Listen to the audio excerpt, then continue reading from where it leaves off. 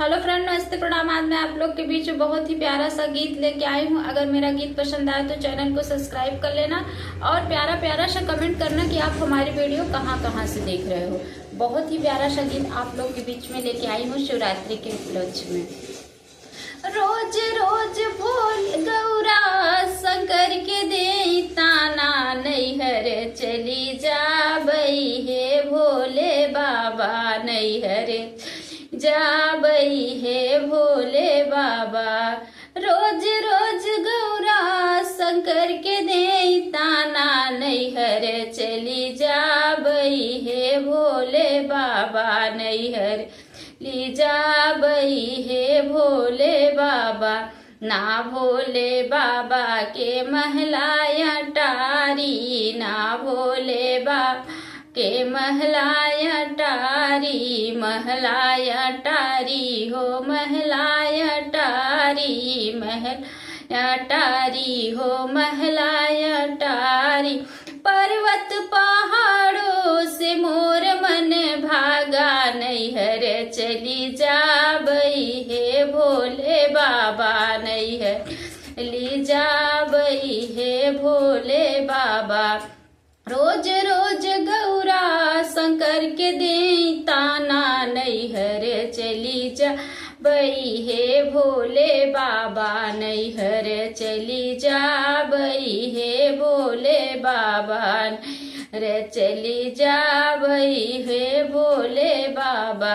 ना भोले बाबा के घरवा दुअरवा, ना भोले के घरवा दुअरवा। भूते परेते से मोर मन भागा, नैहर चली जाबई हे भो बाबा, नैहर चली जाबई हे भोले बाबा। रोज रोज गौरा शंकर के दे ताना, नैहर चली जाबई हे भोले बाबा, नैहर चली जाबई हे भोले बाबा।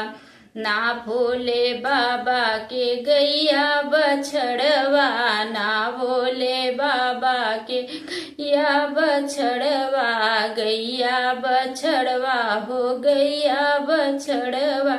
नंदी बैलवा से मोर मन भागा, नैहर चली जाबई हे भोले बाबा, नैहर चली जाबई हे भोले बाबा।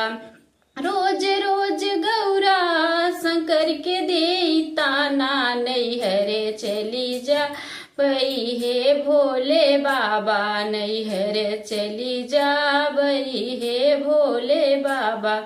ना भोले बाबा के गद्दा गलैचा, ना भोले बाबा के गद्दा गलैचा, गद्दा गलैचा हो गद्दा गलैचा।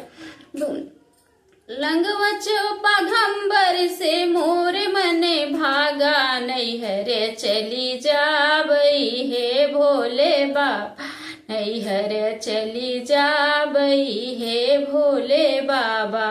रोज रोज गौरा शंकर के दे ताना, नैहर चली जाबई हे भोले बाबा, नैहर चली जाबई हे भोले बाबा। अगर गीत पसंद आए तो आप लोग चैनल को सब्सक्राइब कर लेना और प्यारा प्यारा सा कमेंट जरूर करना कि आप हमारी वीडियो कहाँ से देख रहे हैं। बहुत ही प्यारा सा गीत आप लोग को लेके आए हैं शिवरात्रि के उपलक्ष्य में।